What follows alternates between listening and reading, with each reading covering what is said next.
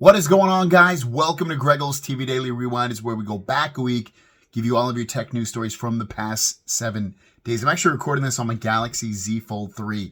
The inside camera on that big display is the really bad one.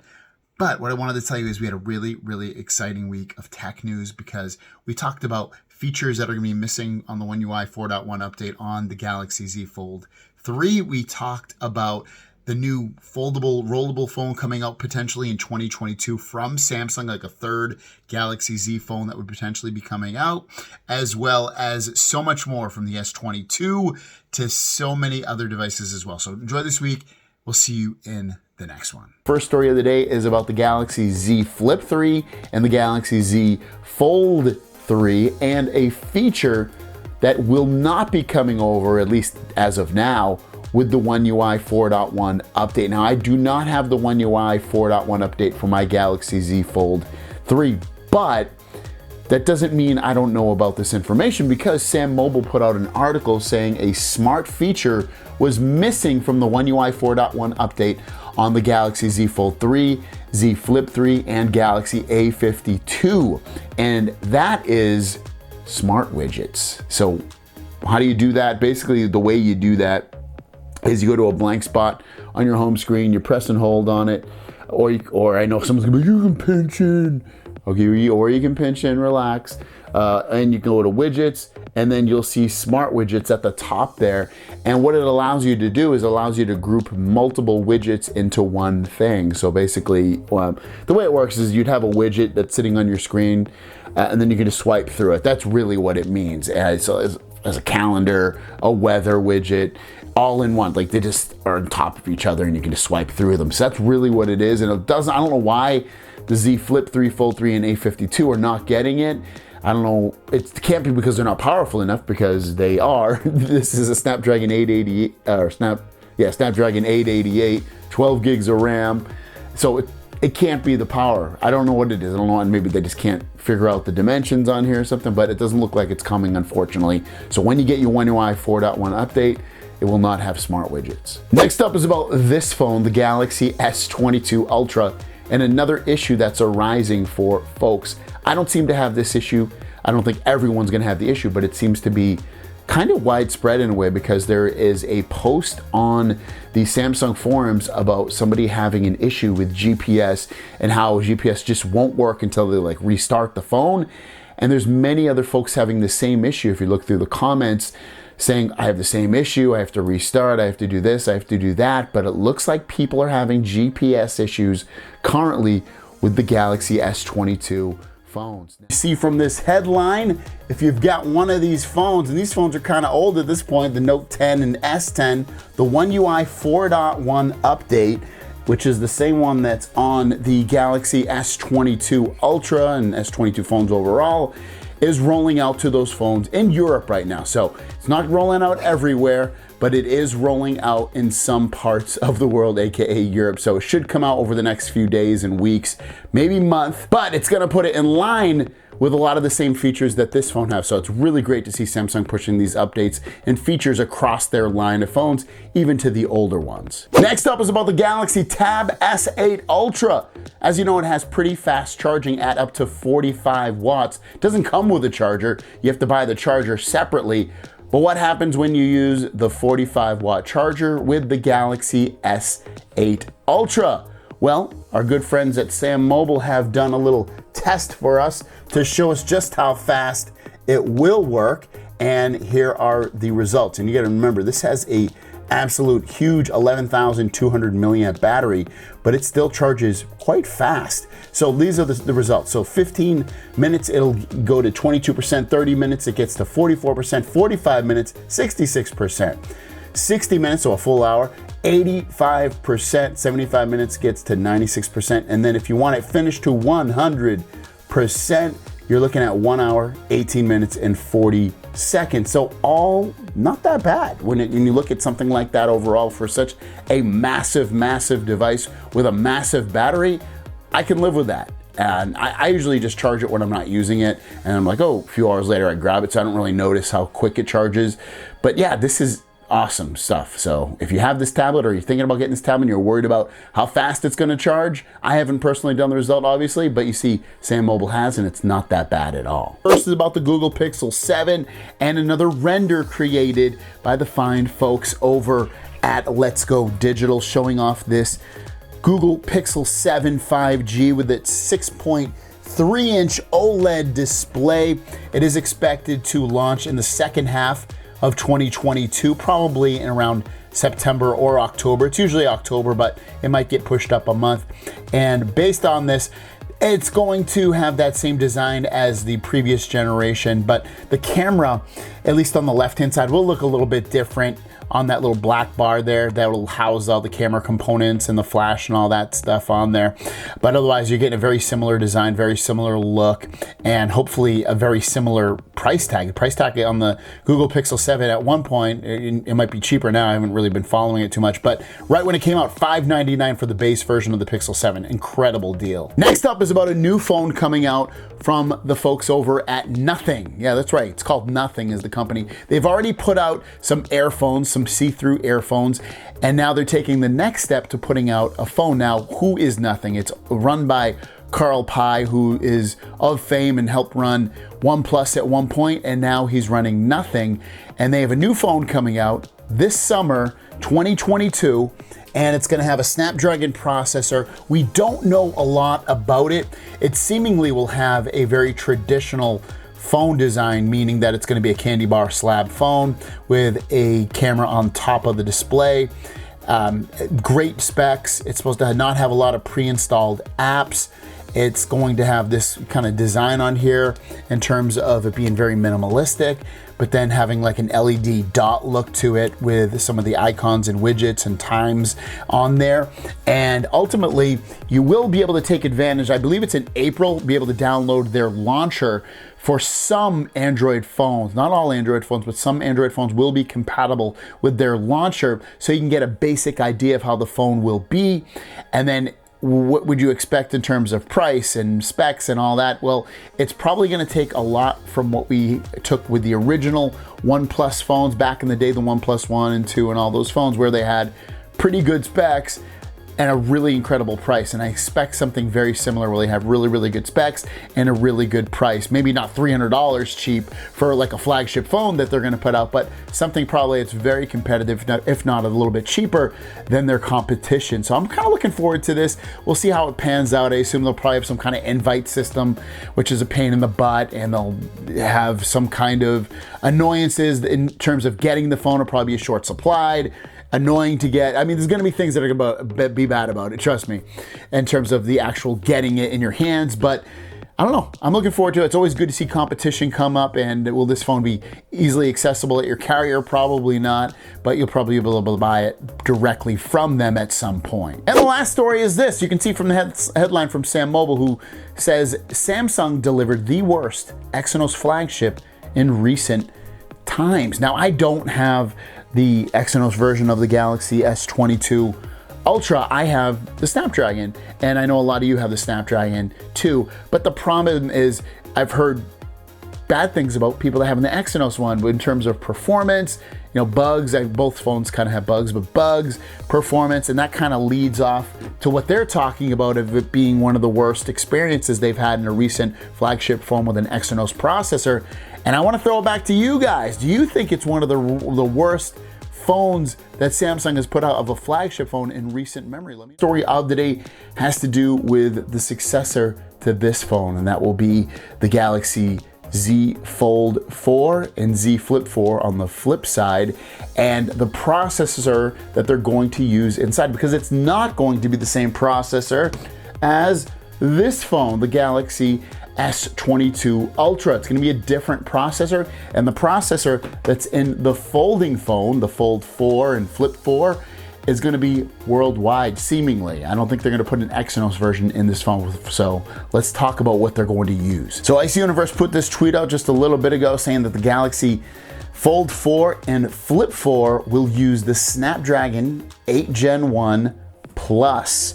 It's gonna be 4 nanometers inside, and he's 100% sure on this. So what does this all mean? It means that you should get slightly better performance than what we got on the Snapdragon 8 Gen 1, just plain one. And then also it might be more power efficient. So overall, you're looking at hopefully a better processor, and this should come out internationally with the Z Fold 3. They use the Snapdragon all throughout the world, so they should do the same thing this year, I would assume, as well.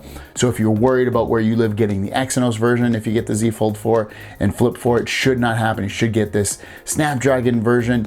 So pretty good news coming out with that, and if he's 100% sure, then we might be able to lock that baby in with it. Also, remember, if we're getting that information, he's probably, him or somebody else is gonna leak even more information in terms of RAM, storage, colors, if the look is really gonna be different or not. That stuff's gonna start getting hot and heavy over the next couple of months. Next up, you guys know that I personally love folding phones. It's still my main phone. I'm most interested in those types of phones. I think that's where the growth is. I think that's where the excitement is with smartphones. And be prepared, because as you know, we have the Z Flip line and we have the Z Fold line. And now we're about to get a third version of the Z line.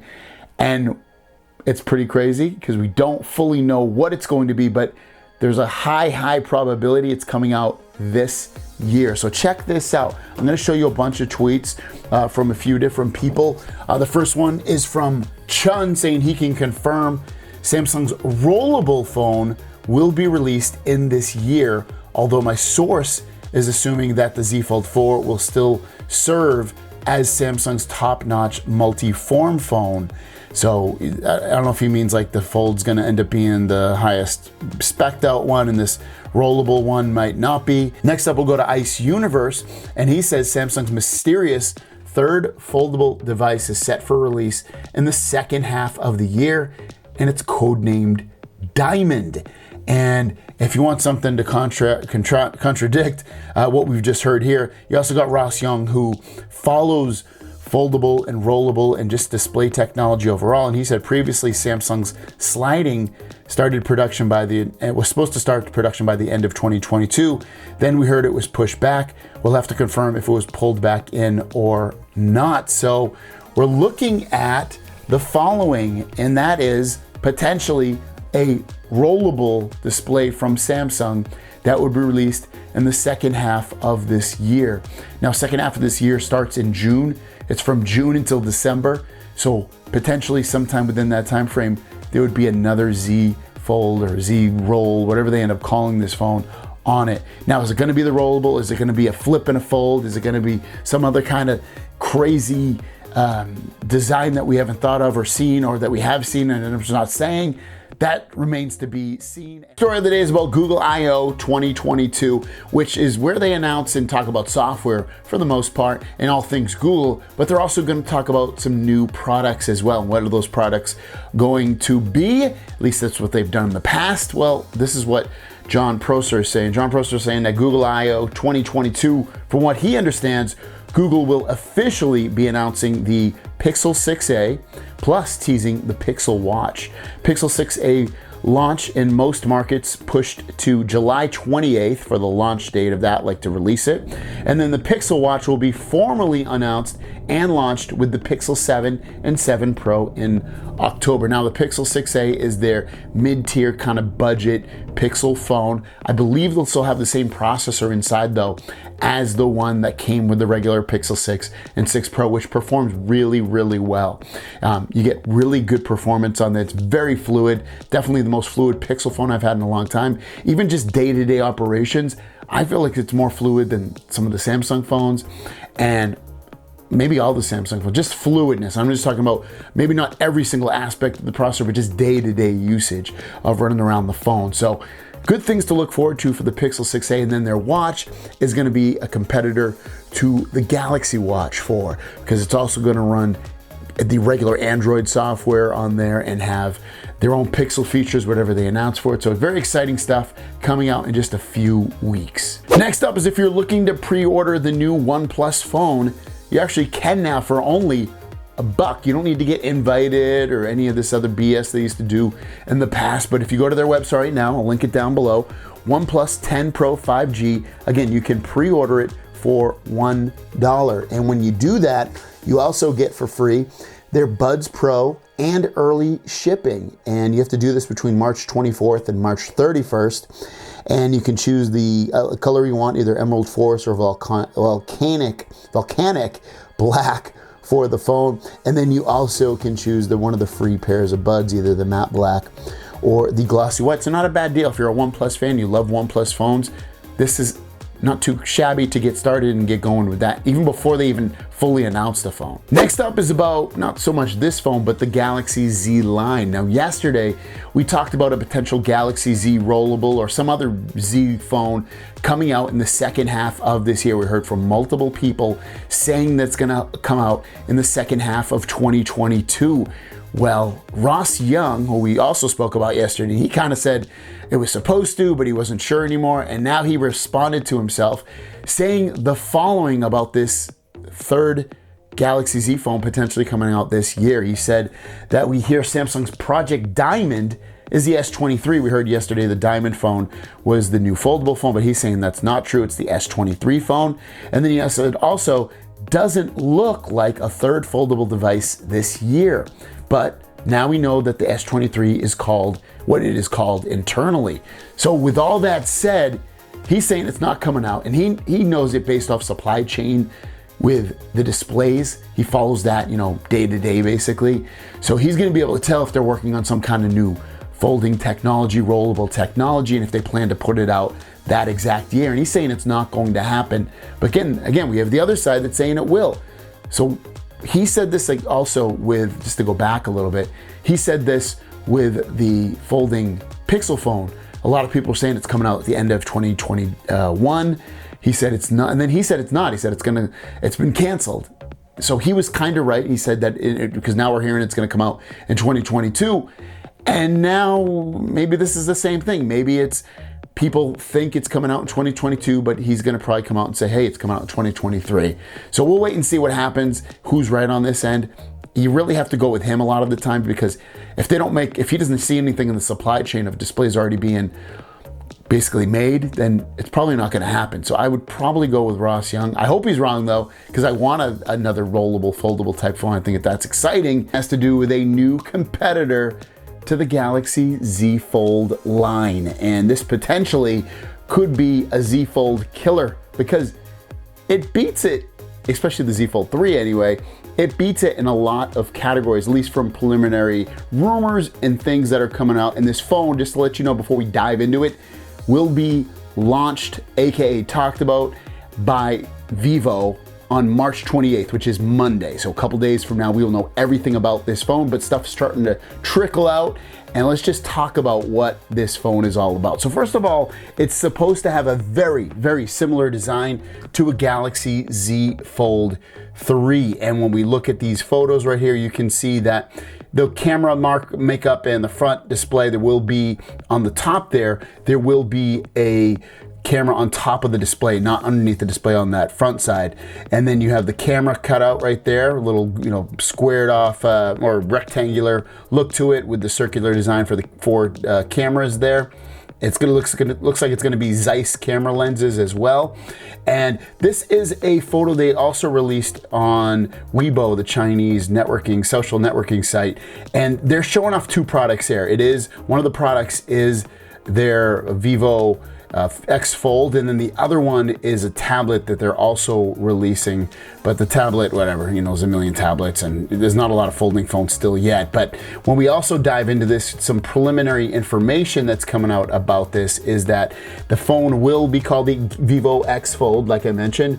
It'll also reportedly feature a 6.53-inch cover display, which is larger than the Galaxy Z Fold 3, and an 8-inch inner display, which is also larger than Galaxy Z Fold 3, and it will be Quad HD Plus resolution and 120 Hertz refresh rate, which matches what you get on the Galaxy Z Fold 3.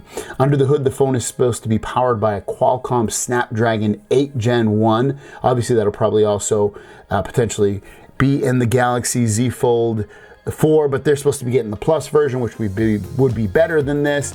It would reportedly pack a 4600 milliamp battery and 80 watt fast charging and 50 watt wireless charging, both which completely destroy what you get on the Galaxy Z Fold 3. Ultrasonic fingerprint sensor as well on the Vivo folding phone. So that's the one thing that probably turns me off about that phone, is an under display fingerprint sensor. I'm not hugely into that. I like it on the side here. It's so accurate and comfortable to use.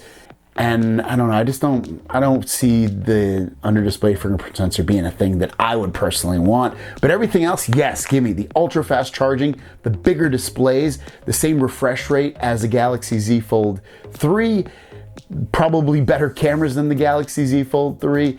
There's a lot to like about that. And this is obviously gonna come out in China, but hopefully it'll come out in other parts of the world as well. Maybe America, but probably not.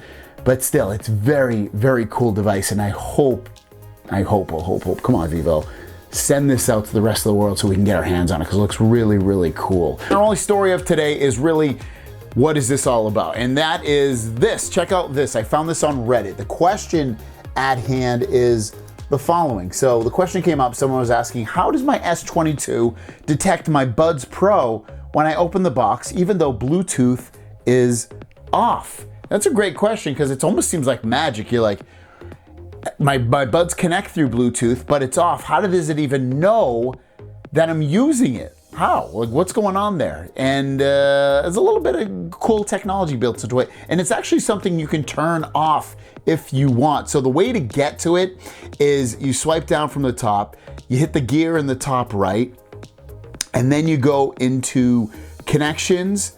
And then from there, you go into more connection settings. And then from there, you're gonna see a little toggle that says nearby device scanning. If you click on that, it kind of tells you what it's all about. It says your phone will scan for devices nearby and let you connect to them in a pop-up or in the notification panel. Your phone will scan for devices even when Bluetooth is turned off. So basically what it's doing, from what I know what it all means, is that even though you have Bluetooth off, there still comes some kind of low power radio that's on, have it be from the Wi-Fi side or even the Bluetooth side. Very low power, doesn't really consume much battery, and it ultimately can see devices that are trying to connect to it that are also nearby device scanning compatible, such as Galaxy Buds. And when those two sides see each other, it'll automatically have a pop-up on your screen where it's like, hey, do you want to connect to these buds? And it will do that even if Bluetooth is off and you have them paired before, or even if you didn't have them paired before, it'll also show up on the screen as a brand new device. And they have to be fairly close to each other, within, I think it's inches or feet, I don't even know the exact, it's really, really close. And it works, and it's amazing technology, it's really, really cool. And it's kind of a good reminder for people, such as like people that aren't tech savvy, you know, when they're like, damn, they might just have regular old buds, and when they have those buds in their ears, they're like, you know what, my buds aren't connecting, why? And they might forgot that they turned Bluetooth off for whatever reason. Whereas with this technology, it will always, as long as they're nearby, it will always ask you to connect, especially when Bluetooth is off. When Bluetooth is on, it'll just automatically connect. But when it's off, it'll literally show something at the bottom of your screen saying, do you want to connect to these buds? That's why it's so cool. And that's what that technology is all about. And hopefully you're curious what that was, or maybe you didn't know, whatever. So there you guys go. That is your news for today. Your question of the day is, what is the next less than $100 device that you're buying? Let me know in the comments down below. If it's like some kind of remote control, if it's a Bluetooth speaker, if it's a case, or whatever it is, let me know in the comments down below. I'll be honest, I can't think of anything too pressing that I'm looking to purchase that's under $100 in terms of tech. I mean, I get free tech a lot of the time to review and stuff, so that's probably why I'm not really buying anything, but off the top of my head, I can't really think of anything specific. Maybe Xbox Game Pass, because my subscription for that will be running out soon, so I guess I'll go with that. Let me know about you guys in the comments down below. With that said, let's get to the Q&A portion of the video and drop that. First question of the day comes from New York's finest. Question: the fingerprint sensor on the S22 Ultra is super fast, the best and fastest fingerprint scanner ever. But how is your fingerprint scanner? Is it fast? Yes, I agree, it is fast and it's pretty accurate. It does seem a little bit better than the previous versions. Is it the best I've ever used? I'd say still no. I really, I used to love the one on the back, I've said, when it was back there, and I still like that one. It's probably my second favorite, but ultimately I really like it on the side here of the phones. I think, and that's nothing new, but I really enjoy it right there. As for the ones on the screen, that is the best one I've personally used at this point from what I can remember. But is it better than the other ones? I don't know. For me, I'm gonna say no. I still like the other ones better. And our last question comes from Shajil Sazad. When do you think Android 12L as a whole on every supported device will be out to the entire community? Now, I don't believe it's gonna be on every single device. I think it's going to only be on the quote unquote large screen phones. But when is it going to be out? I would guess probably like fully out of beta. Unless I'm forgetting something, I believe it's this summer.